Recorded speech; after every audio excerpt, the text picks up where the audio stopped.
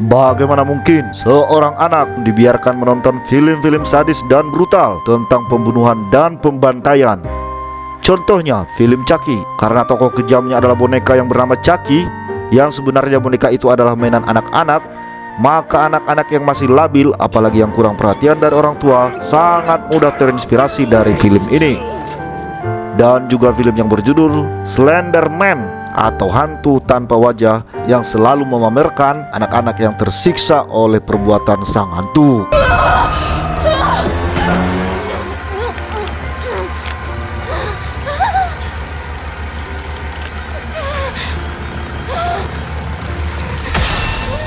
Akibat menonton dan memfavoritkan kedua film tersebut, seorang anak terinspirasi untuk melakukan pembunuhan kejam terhadap balita. Mari kita bahas kronologisnya.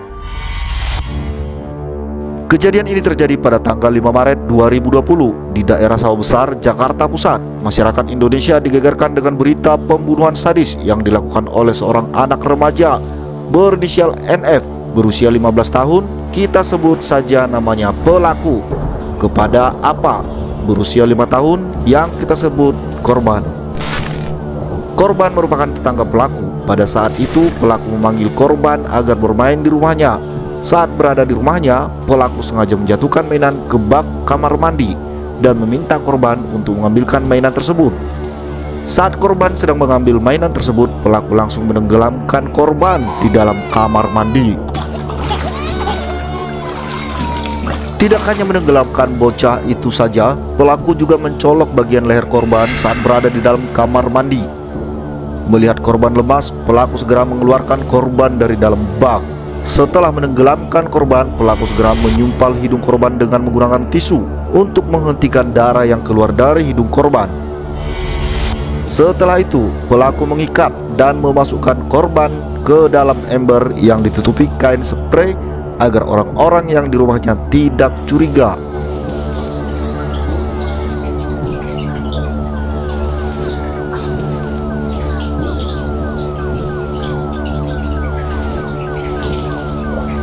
Ember tersebut sebenarnya ada di dalam kamar mandi, namun orang tua pelaku yang sejak siang hari sudah bolak-balik kamar mandi tidak menaruh curiga dengan ember tersebut. Karena hari sudah sore, pelaku yang ingin membuang jasad korban memutuskan untuk memindahkan jasad korban ke dalam lemari. Jumat pagi, pelaku mulai kebingungan mencari lokasi untuk membuang jasad korban. Pelaku yang sedang berangkat sekolah itu langsung mengganti seragam sekolahnya dengan pakaian lain dan datang melapor ke Polsek Metro Taman Sari dan mengaku bahwa dirinya sudah membunuh orang. Laporan pelaku sempat dianggap candaan, sampai akhirnya polisi Polsek Metro Taman Sari membawa pelaku ke Polsek Sawah Besar untuk mengecek kebenaran laporan pelaku ini. Akhirnya Polsek Sawah Besar menemukan jasad korban di dalam rumahnya dan menetapkan pelaku sebagai tersangka. Berdasarkan laporan Kapolres Metro Jakarta Pusat, Kombes Heru Novianto, pelaku merasa puas atas pembunuhan sadis itu dan terlihat tidak menyesal membunuh bocah yang sudah lama ia kenal. Tidak hanya itu, Kepala Bidang Hubungan Masyarakat Polda Metro Jaya Kombes Yusri Yunus juga mengatakan bahwa pelaku memiliki hobi menonton film horor.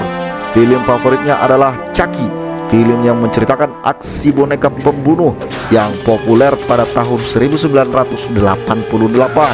Selain Chucky, pelaku juga sedang menonton film Slender Man yang mengisahkan seorang karakter fiksi yang sudah menculik dan melukai orang, terutama anak-anak.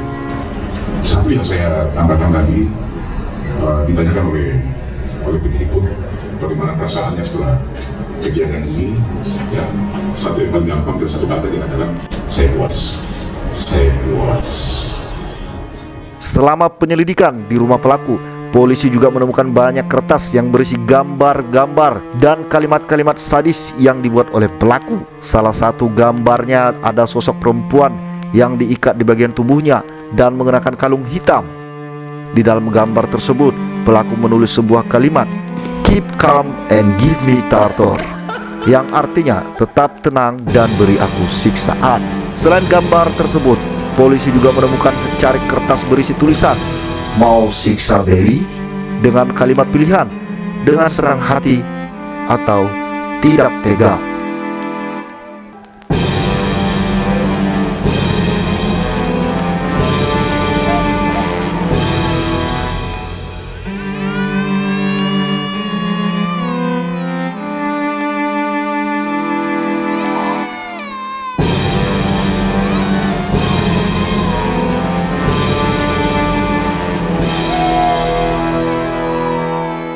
Belakangan diketahui bahwa pelaku sedang mengandung 14 minggu karena diperkosa berulang kali oleh kedua pamannya sendiri dan kekasihnya, sehingga pelaku juga merupakan korban kekerasan seksual.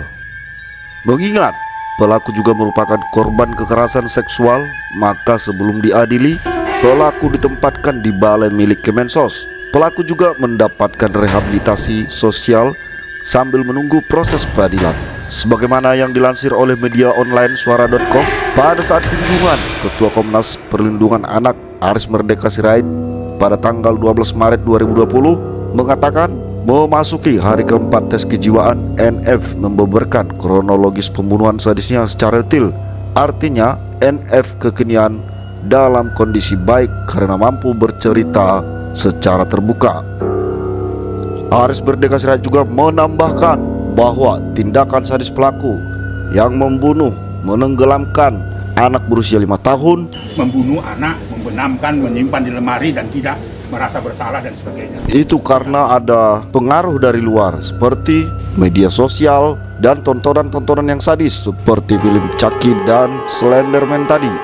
Kemudian pada saat kunjungan, pelaku sempat bercerita kepada Aris Merdeka Sirait bahwa pelaku bisa berkomunikasi dengan boneka Chucky dan mengajak boneka tersebut bekerja sama untuk melakukan tindakan sadisme. menurut dia bisa berkomunikasi dengan boneka yang Chucky atau Cuki itu. Kemudian Aris Merdeka Sirait juga mengingatkan bahwa pola asuh yang salah dapat mempengaruhi kejiwaan anak. Pada Agustus 2020, Majelis Hakim Pengadilan Negeri Jakarta Pusat menjatuhkan vonis 2 tahun penjara kepada NF dalam sidang yang dipimpin oleh Hakim Anak Made Sukredi. NF terbukti bersalah karena menghabisi nyawa APA yang berusia 5 tahun pada 5 Maret 2020. Hikmah yang bisa kita petik dari tragedi ini, jagalah anak-anak kita agar terhindar dari mara bahaya baik secara fisik dan psikis. Berikut sedikit tips untuk menjaga psikologi anak. Buat anak merasa dihargai, menjadi pendengar yang baik, ciptakan lingkungan yang positif, bantu anak menyelesaikan masalahnya. Demikian video kali ini, semoga informasi yang diberikan membuat kita lebih waspada dalam menjaga dan mendidik anak-anak kita. Bagaimana pendapat Anda? Silakan komen di bawah. Jangan lupa like dan subscribe. Terima kasih.